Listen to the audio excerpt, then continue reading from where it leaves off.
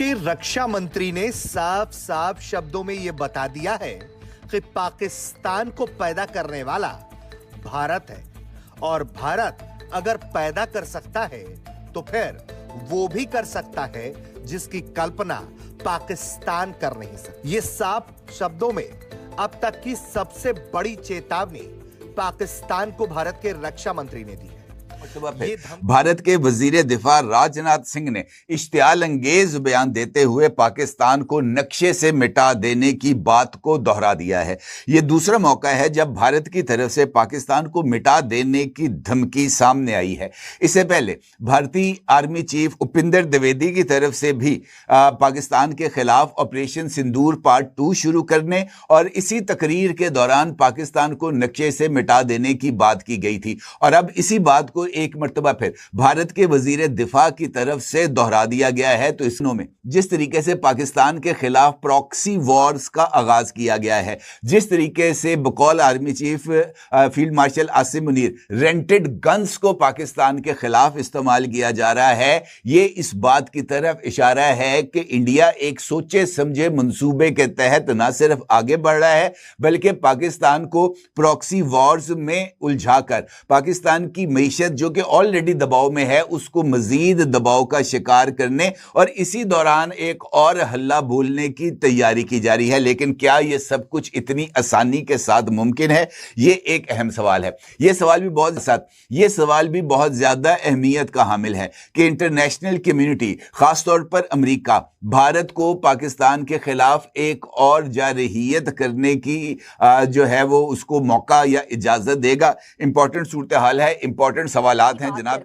आलमी कवानीन किस पर लागू होते हैं? जब उसूलों की बात करते हैं, उसूल किस पर लागू होते हैं? जो प्रिंसिपल्स होते हैं, मैं बड़ी बात वाजे कर चुकी हूँ कि हम क्यों एक्सपेक्ट करते हैं कि एक इंसान जो कि बेजमीर है, जो कि घटिया है, जो कि फिरौन फितरत है, जो कि इंतहाई नफ्सियाती है, बाकायदा एक साइकोपाथ है, ये जंगलों में निकल गया था कुछ अरसा पहले। ये जरा गूगल करें, तमाम चीजें आपको नजर आएंगी। ये शख्स ज़हनी तौर पर तवाज़ुन अपना खो बैठा है, ये मेंटली स्टेबल नहीं है। He needs a psychiatrist. हमारी किस्मत खराब है कि भाई हमारे साथ पड़ोसी है तो हम क्या करें, हम अपने पड़ोसी की तब्दील नहीं कर सकते, लेकिन हाँ हम अपनी स्मार्टनेस के साथ अपनी स्ट्रैटेजी बना सकते हैं कि हमने इस तरह के पागल नफ्सियाती जुनूनी किस्म के पड़ोसी को, जो कि हमारे पड़ोस मुल्क का प्रधानमंत्री बन चुका है, जिसके सीवी में क्या लिखा हुआ है कि मुसलमानों के खून से इसके हाथ रंगे हुए हैं। अभी हम ये गुजरात के ये मामला बात डिस्कस करें तो 2002 में जो गुजरात में हुआ था, गुजरात का कसाई है, इसका सीवी था, इसके बहुत बड़ा एक कारनामा है। कश्मीर में ये जो कर रहा है 9 लाख के करीब वहां पे सेना जो है मिलियन के करीब, सोचे जरा कि एक जगह पर सेना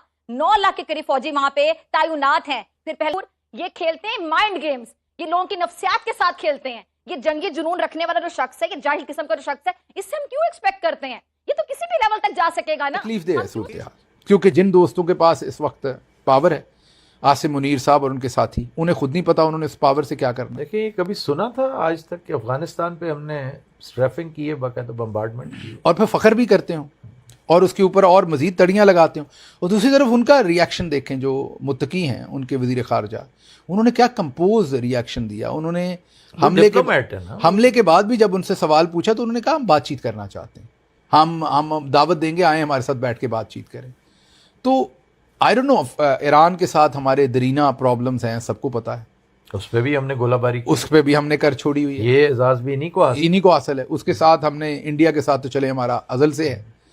अब ये अफगानिस्तान रह गया था, इधर से भी तो चाइना के मामले में जो थोड़ी बहुत इज्जत सादात थी वो भी गई, वो तकरीबन वो किसी दिन भी वो भी ब्लास्ट हो जाएगा। आपका लंच जो है, हाँ जी, वो बहुत भारी, वो जो आपने गोट रिब्स खाई थी ना, वो हजम नहीं हो रही, उसका बिल कॉम को देना पड़ रहा है।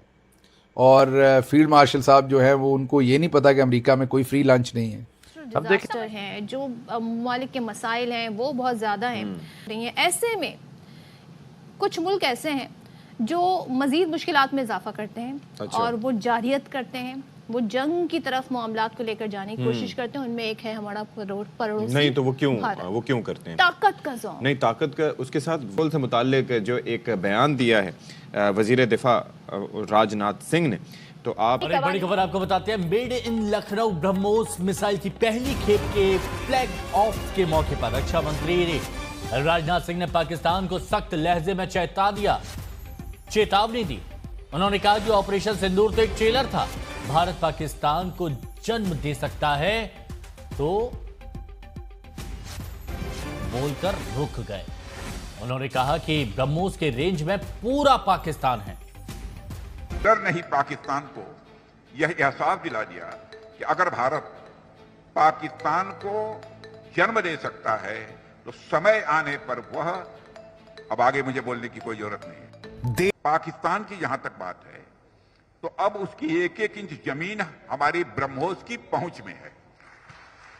हम इसको अपने साथ कंपेयर क्यों करते हैं? इस बेजमीर घटिया शख्स का बाअसूल लोगों के साथ, प्रिंसिपल्स के साथ कोई लेना देना नहीं है, कोई ताल्लुक नहीं है। मैं अक्सर ये कहती हूँ कि जब हम इंसानियत की बात करते हैं कि जंगों के भी उसूल होते हैं, खवातीन को गोली नहीं मारी जाती।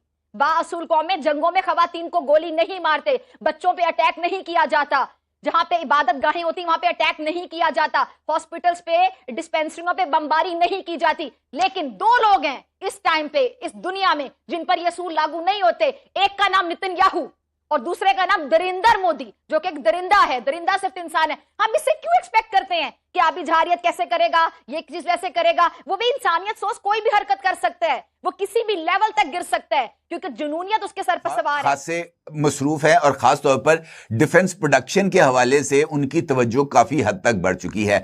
आज कानपुर में जो भारतीय शहर है वहां पर ब्रह्मोस मिसाइल तैयार करने वाली जो एक जिसे हम कह सकते हैं वो जो प्रोडक्शन लाइन है उसका उन्होंने विजिट किया और इस करीब से खिताब करते हुए राजनाथ सिंह ने ऑपरेशन सिंदूर का जिक्र किया और उन्होंने ऑपरेशन सिंदूर का जिक्र करते हुए कहा कि ऑपरेशन सिंदूर में भारत ने पाकिस्तान को बहुत ज्यादा नुकसान पहुंचाया था।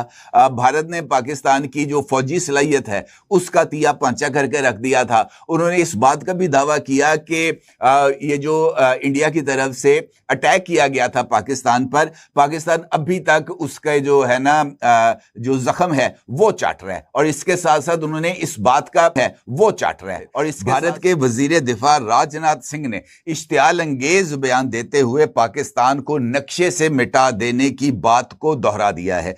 इजहार भी किया अपनी इसी तकरीर में कि पाकिस्तान का एक एक इंच इस वक्त ब्रह्मोस मिसाइल्स के निशाने के ऊपर है। और दोस्तों, ब्रह्मोस मिसाइल का नाम सुनते ही दुश्मन देशों के दिल की धड़कन बढ़ जाती है। ये वही ब्रह्मोस है जो दुनिया की सबसे तेज सुपरसोनिक क्रूज मिसाइलों में से एक है, जिसकी रफ्तार 3 गुना ध्वनि से भी ज्यादा है। और अब भारतीय सेना को मिली है ब्रह्मोस की नई खेप, यानी भारत की ताकत में एक और धमाकेदार इजाफा। इस मौके पर रक्षा मंत्री राजनाथ सिंह ने जब बयान दिया तो उनके शब्दों ने पाकिस्तान में सियासी तूफान ला दिया। राजनाथ सिंह ने कहा, हमने पाकिस्तान को पैदा किया है। और बस वो वाक्य पूरा बोले भी नहीं थे कि पाकिस्तानी मीडिया में हड़कंप मच गया। अब जरा देखिए पाकिस्तानी रिपोर्टर्स और एंकर किस तरह जल भुन गए। फिजा अकबर खान समेत कई पाकिस्तानी जर्नलिस्ट्स इंडिया पर बरसने लगी, कभी मोदी पर निशाना, कभी राजनाथ सिंह पर तंज। लेकिन असल में डर तो ब्रह्मोस का है, क्योंकि पाकिस्तान जानता है कि अगर कभी कुछ भी हुआ तो ब्रह्मोस कुछ ही मिनटों में सब कुछ मिटा सकता है। अब बात करें इस नई खेप की। भारतीय सेना को जो मिसाइलें मिली हैं वो एडवांस्ड ब्लॉक वर्जन है। इनमें लंबी रेंज, एक्यूरेसी और ऑटोमेटेड गाइडेंस सिस्टम जैसे फीचर्स हैं जो हर हालात में टारगेट को खत्म करने की क्षमता रखते हैं।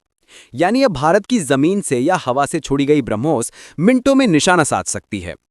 पाकिस्तानी मीडिया को इससे इतनी तकलीफ क्यों है? क्योंकि ये सिर्फ मिसाइल नहीं, भारत की आत्मनिर्भरता का प्रतीक है।